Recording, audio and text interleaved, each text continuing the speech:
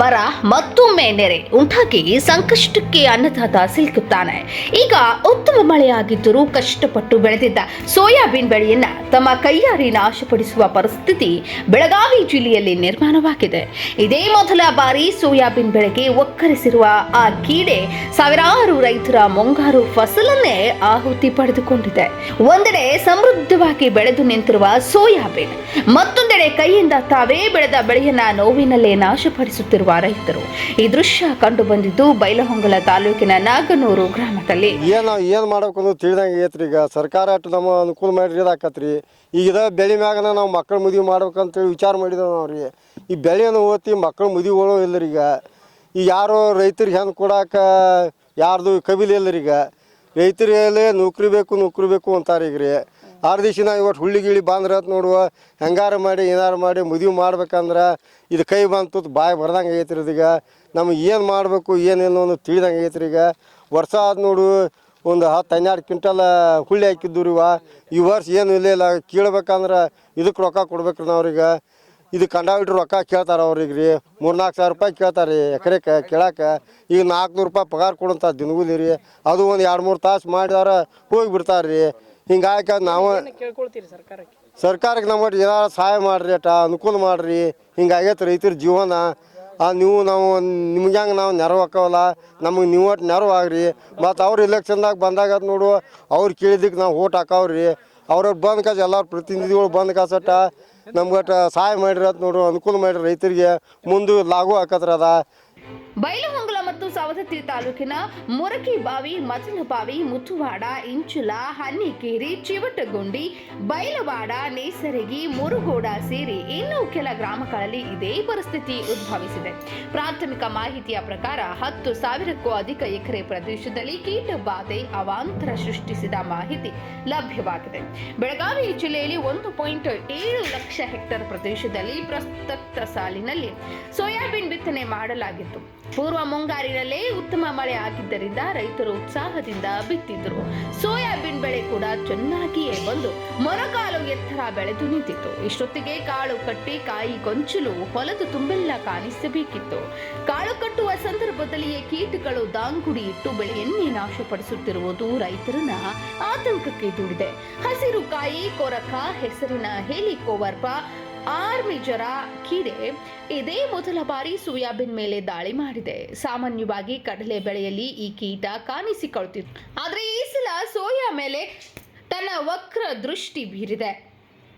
ಇದರಿಂದಾಗಿ ಕಾಳು ಕಟ್ಟಿಲ್ಲ, ಇದನ್ನ ಹಾಕಿ ಬಿಟ್ರೆ ಏನು ಪ್ರಯೋಜನ ಇಲ್ಲ ಅಂತ ಅರಿತ ರೈತರು ಬೆಳೆಯನ್ನ ನಾಶಪಡಿಸಲು ಮುಂದಾಗಿದ್ದಾರೆ. ಇನ್ನು ಎಕರೆಗೆ 30,000 ಖರ್ಚು ಮಾಡಿ ಬಿತ್ತನೆ ಮಾಡಿ ಈಗ ಬಿತ್ತನೆ ಮಾಡಿರುವ ಸಸಿಗಳನ್ನ ಕಿತ್ತು ಎಸೆಲು ಎಕರೆಗೆ 3,000 ರೂಪಾಯಿ ಖರ್ಚು ಮಾಡುವ ಅನಿವಾರ್ಯತೆ ರೈತರಿಗೆ ಬಂದೊದಗಿದೆ. ನೀವೇ ಬೆಳೆದಂತ ಬೆಳೆಯನ್ನ ನೀವೇ ಕೇಳ್ತಾ ಇದ್ದೀರಿ. ಮತ್ತೆ ಏನು ಮಾಡೋದ್ರಿ? ಇದನ್ನೆಲ್ಲ ನಾವು ಚೆಕ್ ಮಾಡಿ ಇಟ್ಟದನ್ನ ನೋಡ್ರಿ, ಕೇಳಬಾರ್ದು ಅನ್ನುವಂಥ ಈ ಮನುಷ್ಯನಾಗ ಐದು ಕರೆ ಏನು ಮಾಡಕ್ಕೆ ಬೋಲ್ರಿ. ಏನು ಒಂದು ಕಾಯಿ ಆಗಿಲ್ರಿ. 2.5 ತಿಂಗಳು ಆಗಕ್ಕೆ ಬಂತು ರೀ. ಹೊಳ್ಳಿಗ 3.5 ತಿಂಗಳು ಪೀಕ್ ರೀ. 3 ತಿಂಗಳು 20-30 ದಿನಕ್ಕೆ ಕೇಳ್ತಿದ್ರು ನಾವು. ಬಿತ್ತಿದನ 2 ತಿಂಗಳ 20 ದಿವಸ ಆತ್ರಿ. ಇವಾಗ ಒಂದು ಕಾಯಿ ಆಗಿಲ್ರಿ. ಎಲ್ಲ ಔಷಧ ಹೊಡೆದು ಏನು ಮಾಡೋದೆಲ್ಲ ಮಾಡಿದ್ರು. ಆ ಔಷಧ ಅಂದರು ಅದನ್ನೂ ತಂದು ಹೊಡೆದ್ರು. ಕೋರಾಜಿನ ಅಂದರು, ಸುಡುಗಾಡು ಸಂಚಿ ಎಲ್ಲ ತಂದು ಹೊಡೆದ್ರು. ಒಂದು ಅದು ಏನು ವರ್ಕರ್ ಆಗಲಿಲ್ಲ ರೀ. ಹಿಂಗಾಗಿ ಯಾವ ಅಧಿಕಾರಿಗಳೂ ಬಂದಿಲ್ಲ ರೀ. ಮುಂದೆ ಇದ್ರ ಬಗ್ಗೆ ಕ್ರಮನೂ ತಗೋವಲ್ರಿ. ಕೃಷಿ ಅಧಿಕಾರಿನೂ ಬಂದಿಲ್ರಿ. 12 ನಮೂನಿ ಬೀಜ ಕೊಟ್ಟಿದ್ದಾರೆ ರೀ. ಯಾವ ಬೀಜ ಯಾವ್ದು ಫಾಲ್ಟ್ ಅನ್ನೋದು ಗೊತ್ತಾಗತ್ರಿ, ಔಷಧ ಫಾಲ್ಟ್ ಅನ್ನೋದು ಗೊತ್ತಾಗತ್ರಿ. ನಾವು 30 ವರ್ಷ ಗಂಟೆ ಈ ಬೀಜ ಹಾಕೊಂತ ಬಂದವ್ರೆ. ಸೋಯಾಬೀನ್ ಚಲೋ ಬಂದತ್ರಿ. ವಾದ ಬರೀ 15 ಪಿಸಿ ಬಿದ್ದಾರ ಒಂದು ಎಕರೆಕ. ಈ ಬರೀ ಪೂರ ಜೀರೋ ರೀ, ಏನೂ ಇಲ್ರಿ. ಈಗ ಆ ಪ್ರಕಾರ ಆಗಿ ನಾವು ರೈತರದ್ದು ಈಗ ನುಕ್ಸಾನ ಸಂಬಂಧ ನಾವು ರೈತರನ್ನ ಮಾತಾಡಿ ಕಿತ್ತು ಹೋಗೋದ ಮುಂದಿನ ಹಿಂಗಾರಿ ಪೀಕಿಗೆ ಗೋಧಿ ಕಡ್ಲಿ ಊಟಕ್ಕೆ ಜೋಳ ಗೋಧಿ ಯಾರ ಮಾಡ್ಕೊಳ್ಳಪ್ಪ ಅಂತೇಳಿ ಕೇಳಾಕತ್ತೇವ್ರಿ. ಈಗ ಎಷ್ಟು ಎಕರೆ ಒಳಗೆ ಇದು ಒಟ್ಟ ಇದ್ರಿ 400 ನಮ್ಮ ಊರು ಭೂಮಿ 4,500 ಎಕರೆ ರೀ. 4,500 ಎಕರೆದಾಗ ರೀ 1,000 ಎಕರೆ ರೋಡಿಗೆ ಹೋಗೈತ್ರಿ.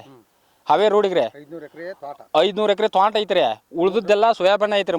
3,000 ಎಕರೆ ರೀ. 3-3.5 ಸಾವಿರ. ನಿಮ್ಮ ಪ್ರಮುಖ ಬೆಳೆನೇ ಸೋಯಾಬೀನ್ ರೀ. ಒಟ್ಟ ಹತ್ತಿ ಏನೂ ಇಲ್ರಿ ಇಲ್ಲಿ. ಕಬ್ರಿ ಅದು ಕಬ್ಬು ಬಣ್ಣಕ್ಕೆ ಏನು ಹೊಳಸಾಲ ಏನು ನೀರು ಇಲ್ರಿ ಇಲ್ಲಿ ಬರೀ ಬೋರಿನ ಮೇಲೆ ಒಂದು 500 ಎಕರೆ ಕಬ್ಬು ಐತ್ರಿ, ಒಂದು 3,500 ಎಕರೆ ಹುಳ್ಳಿ ಐತೆ, ಸೋಯಾಬೀನ್ ಐತ್ರಿ. ಅದನ್ನ ಬಿಟ್ರೆ ಮತ್ತೊಂದು ಏನೂ ಇಲ್ಲ, ಎಲ್ಲ ಸೋಯಾಬೀನ್ ಹಿಂಗಾಗೈತ್ರಿ. ಬೈಲಾಡ್ರಿ, ಮುರ್ಕಿ ಬಾವಿ ಎಲ್ಲ ಊರು ಹಿಂಗಾಗೈತೆ. ಎಷ್ಟು ಖರ್ಚು ಮಾಡಿದ್ರಿ ಒಂದು ಎಕರೆಗೆ 30-35 ಸಾವಿರ ರೂಪಾಯಿ ಖರ್ಚು ಬಂದವ್ರು ನಮ್ಮೂರಿ. ಈಗ 2,500 ರೂಪಾಯಿ ನೇಗಲ್ರಿ, ಮುಂದೆ ಬೀಜ ರೀ, 1,500-1,600 ರೂಪಾಯಿ ಪ್ಯಾಕೆಟ್ ಬೀಜ ರೀ, ಔಷಧ ರೀ ಎಲ್ಲ ಕೀಳಾಕ ಈಗ 3,500 ರೂಪಾಯಿ ಕೇಳತ್ತಾರ. ಇದನ್ನ ಬರೀ ಕಿತ್ತು ಹೋಗ್ಯಾಕ್ರೆ, ಹೊಲ ಕುಲ್ಲ ಮಾಡಾಕ್ರೆ. 1 ಎಕರೆ ನೀವು ಎಷ್ಟು ಎಕರೆ ಉಳ್ಬಿತ್ತೀರಿ? ನಾವು 15 ಎಕರೆ ಬಿತ್ತೇವ್ರಿ. ಎಲ್ಲ ಹಿಂಗೆ ಎಲ್ಲಾರು ಹಿಂಗಾಗಿದಾವ್ರಿ ಪಾಪ. 3 ಎಕರೆ ಅದಾವ್ರಿ, 40 ಎಕರೆದವ್ರು ಅದಾವು, 5 ಎಕರೆದವ್ರು ಅದಾರ್ರಿ. ಓಕೆ. ಎಲ್ಲಾರು ಮರಗತ್ತಾರ. ಏನು ಮಾಡಕ್ಕೆ ಬರಲ್ಪ. ಅವ್ರು ಅಧಿಕಾರಿಗಳು ಬಂದ ಏನಾರ ಬೆಳೆ ಪರಿಹಾರ ಕೊಟ್ರ ತಗೊಳ್ನು, ಇಲ್ಲ ಅಂದ್ರೆ ನಮ್ದು ಊಟದ ನಾವು ಹಿಂಗಾರಿ ಬಿತ್ಕೊಂಡು ನಾವು ಬಾಳೆ ಮಾಡ್ಕೊಳ್ಳಿ. ಈಗ ದನಕ್ಕೆ ಹಾಕಕ್ಕೆ ಮೇವಿಲ್ರಿ. ಇದ ನಮ್ಗೆ ಸೋಯಾಬೀನ್ ಹೊಟ್ಟು ಬರ್ತೈತ್ರಿ, ಇದು ಹೊಟ್ಟು ಹೋತ್ರಿ. ಈಗ ಏನು ಮಾಡೋದು ಅನ್ನೋದು ನಮಗೆ ತಿಳಿದಂಗೆ ಆಗೈತ್ರಿ. ಇಲೆಕ್ಷನ್ದಾಗ ಬರ್ತಾರ್ರಿ, ಅದಕ್ಕೆ ಓಟ್ ಹಾಕಿ ಇದಕ್ಕೆ ಓಟ್ ಹಾಕಂತಾರೆ. ಹೊಳ್ಳಿ ಸನಿಯಕ್ಕೆ ಯಾರು ಹಾಯ್ದಿಲ್ರಿ ಇಲ್ಲಿ. ಈಗ ದೊಡ್ಡಗೌಡ್ರಿದ್ದಂಥವ್ರು ಏನಾರು ಮಾಡೋಣಪ್ಪ ಪರಿಹಾರ, ಕೇಳೋನು ಹೇಳೋನು ಅಂತ ಅವ್ರಾಟ ಅಂದ್ರೆ, ಕೇಳೋನು ಹೇಳೋನು ತಿಳಿಸೋನು ಅಂತೇಳಿ ಅವ್ರಾಟ ಅಂದ್ರಿ. ಅವ್ರಾಟ ಮತ್ತು ಸೊಸೈಟಿಯಿಂದ ಎಲ್ಲ ಅನುಕೂಲ ಮಾಡಿರಿ. ನಮ್ಮ ಊರಾಗ ಸೊಸೈಟಿನೂ ಇದನ್ನು ಮಾಡಿರಿ. ಹೆಸರೇನ್ರಿ? ಸಿದ್ದರಾಮ್ ಪಾಟೀಲ್ ರೀ. ಓಕೆ. ಆಗಿಬಿಟ್ಟಿದ್ಯಾ ಹೆಂಗೆ ಅಂತ? ನಾಗನೂರು ಅಷ್ಟೇ ಅಲ್ಲ ಸರ, ಇಲ್ಲಿ ನಮ್ಮ ಹತ್ತಿರಹಳ್ಳಿ ಬೈಲಾಡ್ ಆಗಲಿ, ಚೂಂಡ್ಗುಂಡಿ, ಮುತ್ವಾಡ, ಇಂಚಲ, ಹೆಸರ, ಉದ್ದ ಎಲ್ಲ ಬೆಳೆಗಳು ಹಿಂಗೆ ಆಗ್ಯಾವ್ರಿ. ಒಂದೇ ಇದಂತಲ್ರಿ. ಏನು ಕಾರಣ ಅಂತ ಇದಕ್ಕೆ? ಫಸ್ಟ್ ಆಫ್ ಆಲ್ ಬೀಜದ ಕಳಪೆನೂ ಆತ್ರಿ. ನಾಟು ಅಂದ್ರೆ ಈಗ ಔಷಧಗಳ ಕಳಪೆನೂ ಆಗಿಬಿಟ್ಟವ್ರಿ. ಮ್ಯಾಗ ನೋಡ್ರಿ ಬೆಳೆ ಎಲ್ಲ ಫುಲ್ ಸಮೃದ್ಧ ಆಗೈತೆ ಅನ್ನುವಂಥ ಕಣ್ಣಿಗೆ ಕಾಣ್ತದ್ರಿ. ಕಣ್ಣಿಗೆ ಗುಡ್ಡ, ದೂರದ ಗುಡ್ಡ ಕಣ್ಣಿ ನುಣ್ಣು ಅನ್ನುವಂಗೆ ಆಗ್ಬಿಟ್ಟದ ನಮ್ಮ ರೈತ ಪರಿಸ್ಥಿತಿ ರೀ. ಜನಪ್ರತಿನಿಧಿಗಳಂತೂ ಯಾರು ಸನಿಯಕ್ಕೆ ಹಾದಿಲ್ರಿ. ಅವ್ರ ಗಮನಕ್ಕೆ ತಂದಿದ್ದೀರಿ? ಗಮನಕ್ಕಂತ ಅವ್ರವ್ರ ಇದಿರತ್ತಾರೆ, ಎಲ್ಲ ಗೊತ್ತಿರತ್ರಿ. ಬಟ್ ಅವ್ರಿಗೆ ಇಲೆಕ್ಷನ್ ಮುಖ್ಯರಿ. ಬರುವಂಥ ಸಹಕಾರಿ ಸಂಘ ಇಲೆಕ್ಷನ್ ಬಂದವ್ರಿಗೆ ಅದು ಪ್ರಚಾರ ಒಳಗೆ ಮಗ್ನಾಗ್ಯಾರ ಹೊರತಾಗಿ ರೈತರ ಕಡೆ ಅವ್ರ ಬಗ್ಗೆ ಯಾವುದೇ ರೀತಿಯ ಲಕ್ಷ್ಯ ಇಲ್ರಿ.